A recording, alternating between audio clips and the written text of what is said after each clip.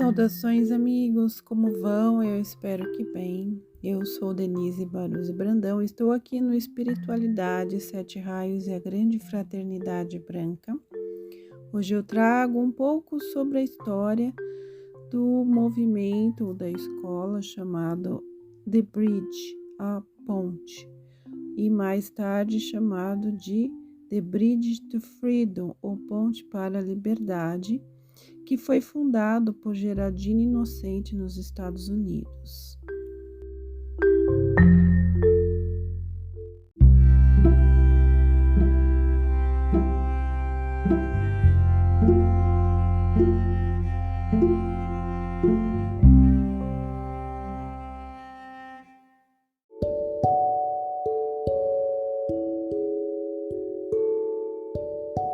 Então, continuando um pouco sobre quais ensinamentos são passados pela ponte, prosseguindo, nós temos o conhecimento dos 7 raios de luz.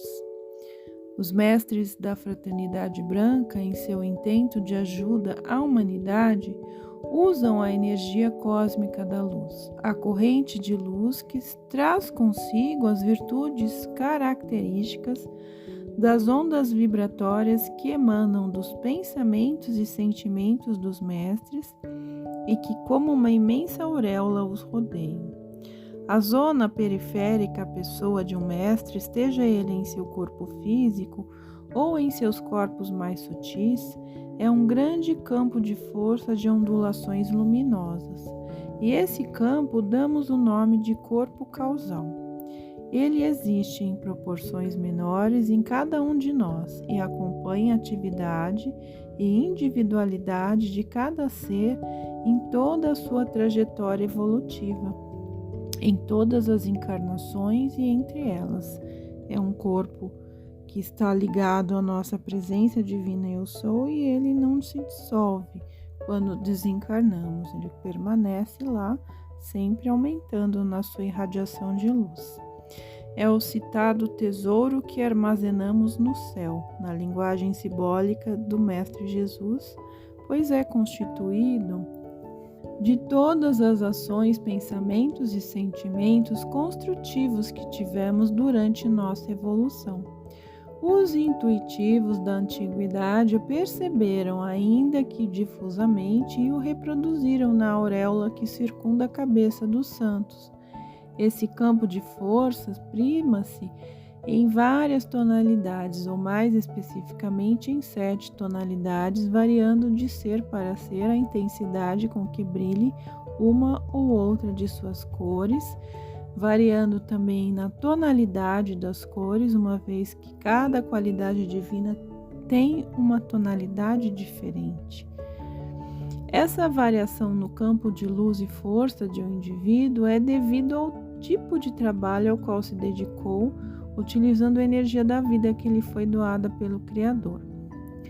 De acordo com as atividades em que mais labutou em seu ciclo de reencarnações, imprimiu a essa energia qualidades específicas, como, por exemplo, caso o mestre se tenha dedicado mais especialmente ao trabalho de cura, de pesquisas médicas, físicas, biológicas, ele emitiu com constância ondas de pensamentos de modo a criar em torno de si um grande campo de luz que, visto por outrem, terá a cor verde.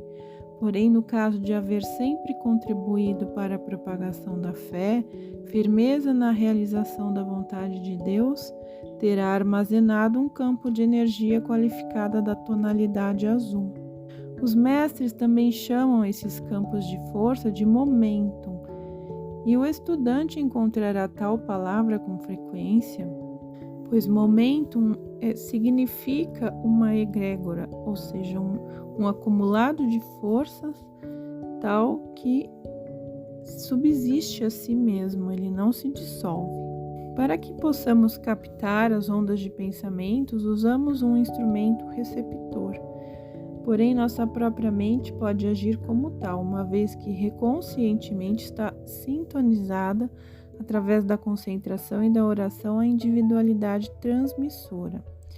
Nosso pensamento concentrado emite ondas e, se estas forem impulsionadas por um sentimento que encontre afinidade com o trabalho a que o mestre escolhido se dedica no momento, forma-se então a sintonia e o mestre percebe e responde ao nosso chamado. Enriquecidos pela energia qualificada vinda da aura do mestre, somos tais quais objetos magnetizados, capazes de transmitir a qualidade recebida aos que convivem ou contatam conosco. Também fazemos o papel de condutores dessa energia a irmãos que vivem em lugares e situações muito lastimáveis. Uma zona de guerra, por exemplo, o que torna impossível a eles entrarem diretamente em sintonia com os mestres. Por estarmos em condições evolutivas e emocionais mais semelhantes a esses irmãos, a nós é mais fácil entrar em sintonia com os pensamentos e sentimentos deles do que poderiam os mestres. Somos, nesse caso, apenas uma ponte intermediária de uma bênção. Essa é uma das modalidades de trabalho que a grande fraternidade branca requer deste movimento. Dentre o intercâmbio que existe entre os discípulos e seres de grande aura luminosa, existem também aqueles casos em que o discípulo atinge tal pureza que fica num estado de graça receptiva. Sua sintonia é tão afim à do mestre que ele não só é capaz de receber a energia de luz de sua aura, mas também ouve a mensagem acerca do trabalho que o mestre quer que realize e até percebe a presença luminosa do mestre, independente da distância em que se encontre no momento. O poder mental do discípulo é tão potente e puro que ele age como um receptor, também de ondas sonoras e visuais, assim como os nossos mais modernos rádios e televisores. Esse foi o estado de graça em que Maria, mãe de Jesus, se encontrava quando viu a presença e ouviu a mensagem do anjo Gabriel, o arcanjo Gabriel. Porém, os iniciantes, ainda no primeiro degrau do caminho, servir-se-ão dos meios indicados nas instruções passadas pelos mestres. Deverão fazer conscientemente uma concentração à aura colorida de um dos mestres, liberar assim uma energia mental própria, impulsionando-a com um apelo por purificação ou outra qualquer qualidade construtiva. Essa energia irá ao encontro de ondas de pensamento e desejos do próprio mestre. Voltará, pois, duplamente enriquecida e os discípulos farão, então, o trabalho mental de enviá-la às pessoas, locais e situações necessitadas, por meio das formas, pensamentos que lhes são frequentemente enviadas nas instruções da grande fraternidade branca.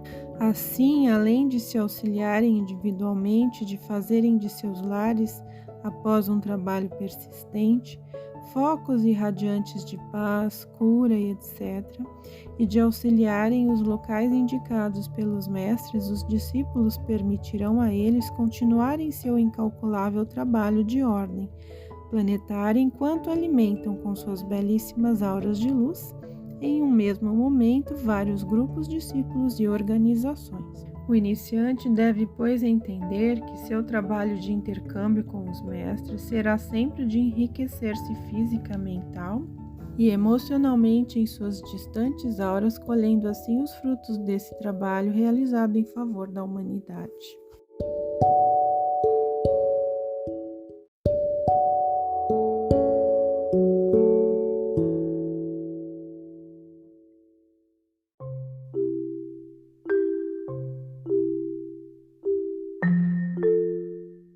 Bem, meus queridos, eu espero que tenham gostado destes poucos ensinamentos sobre a ponte ou The Bridge to Freedom. Mais adiante eu trago a continuação dessa história. Espero que esclareça a todos sobre a origem dos conhecimentos trazidos pelos mestres, conhecimentos esses tão profundos e elevados que são disseminados por todo o planeta para ajudar a elevação das pessoas e da humanidade. Lembrando que todo o conhecimento que eu possuo é fundamentado Nesses conhecimentos passados por Guy Ballard no movimento I Am ou I Am Activity, por Geraldine Innocenti na Ponte para a Liberdade nos Estados Unidos e por Senta Ramin também na Ponte para a Liberdade na Alemanha.